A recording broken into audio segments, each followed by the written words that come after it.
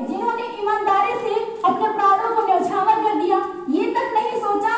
कि मेरे प्राण चले जाएंगे तो मेरे परिवार का क्या होगा, क्योंकि वहां उनके अंदर स्वार्थ नहीं, देशभक्त की भावना थी। और जब हम अपने देश को विकास के